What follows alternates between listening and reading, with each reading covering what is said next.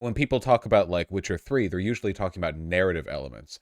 How many like posts did you see on social media that were praising Witcher 3's combat? I don't think I remember seeing one. Like so many people were talking about The Witcher 3 and all of it was like story beats, character development. Nobody was out here like check out this triple kill I got. Like that yeah, like nobody yeah. So yeah, I don't know. And for Breath of the Wild, it was like exploration, you know, like wow, look at this cool area, or like look at this innovative way that I killed a group of goblins or whatever, you know. Excuse me. Do you have an aversion to games set in the real world? No, no, not at all. Because the combat was disgusting in Witcher 3. I don't think the combat in Witcher 3 was that bad. It just wasn't that great compared to the other stuff in the game. The other stuff in the game was so good, that the combat was like in comparison kind of mid. It was like fine, it was serviceable, you know? It is true that I'm not a huge fan of Breath of the Wild, though. Thoughts on Gwent? Gwent was really fun to play. I even played the Thronebreaker game, which is literally just Gwent, the story campaign, for 50 hours. I loved it. It was really, really good.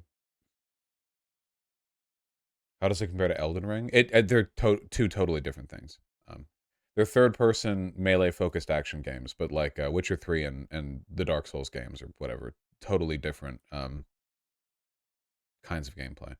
Thoughts on Hollow Knight? Huge fan. I've beaten everything at every difficulty in it. Have I seen the Cyberpunk anime? Not yet, but I will. Thoughts on Thinking? Don't do it. It's a bad idea. Spiritfarer is on my wish list. I'll play it eventually.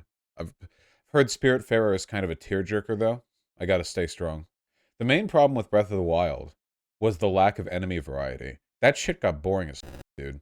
Like, I respect a game that gives you all these wacky tools to kill enemies, but you don't need them. Because, like, the open world combat's not hard at all. You can pause at any point to eat, and you can't be one hit. Um, and there were like three enemies, you know?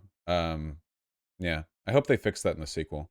If the sequel introduces a bunch of enemy variety, and if it starts off with the hard mode that keeps you from like insta healing or whatever, then that might end up being like one of the like a really big release for me. Yeah, the master mode. Thoughts on the Nier games? I've only played Nier Automata. I enjoy Nier Automata, but also like, holy shit, it is not as deep as it thinks it is. Like, let's be real, okay?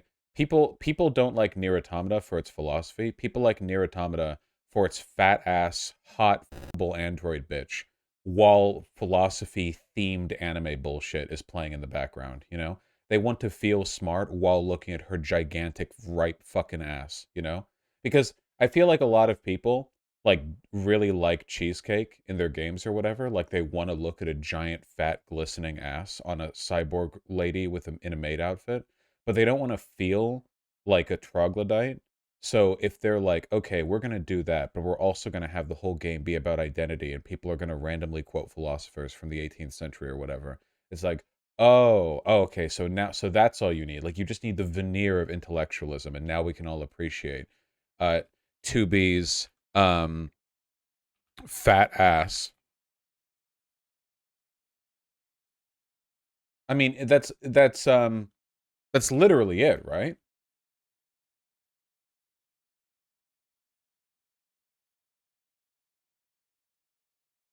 Look at this.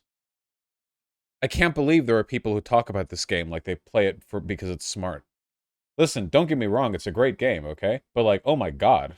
Like be honest with yourself. Look at this. Be honest with you. Be honest to me, be honest to yourself, okay?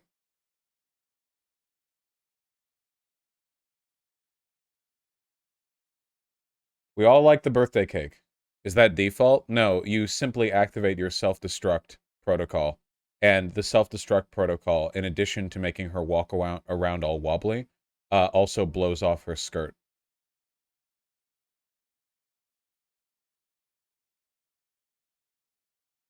So smart.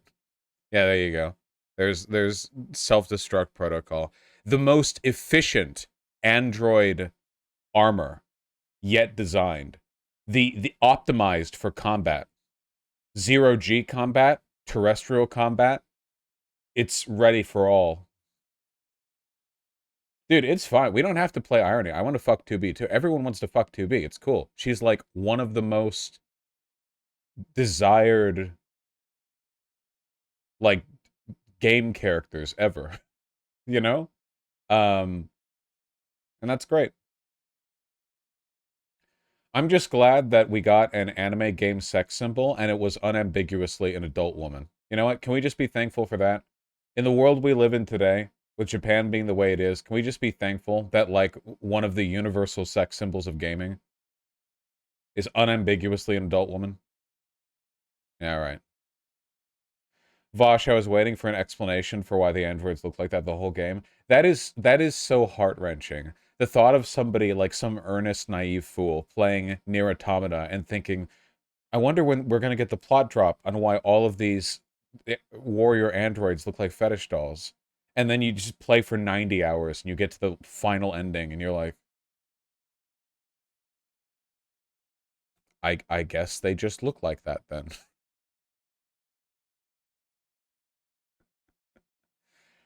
What about Lady Dimitrescu and Ari Village? Oh yeah, true, true. That's another. Okay, Lady Dimitrescu isn't just an adult woman. Lady Dimitrescu is an adult woman. That's even better. I haven't played it. Oh wait, I think I know what you're talking about, Posada Sean. I think I might know one of the artists for that. Yeah, femboy versus femman. All right, we're a bit off track at the beginning of stream. How are we doing, guys? How are we doing? Oh God, Happy Nar. I don't know. I don't know. Especially that Yoko Taro was from the get-go like, lol, I wanted her to have big boobs, but the gang at Platinum liked fat ass and they won the argument. The it's like the halls of the Parthenon, like the Greek philosophers debating, and it's Yoko Taro and Platinum, like with the fat ass versus fat titties discourse, you know? Ass versus titties is the only real philosophy argument that matters. Yeah, yeah. I mean, I think most people can agree that both are cool, you know, even if they have their preferences. But you haven't even played with? Well, yeah, I have. Both is the cheat answer. I think I think that like especially in queer communities, people are more likely to say ass because queer communities A tend to have more of a predisposition towards anal sex, so obviously. And B, asses exist on everyone, whereas titties only exist on half of everyone, more or less. Um, so I think I'm guessing that queer communities are going to be more biased towards ass, either because they're gay or pan or whatever. But it's going to vary.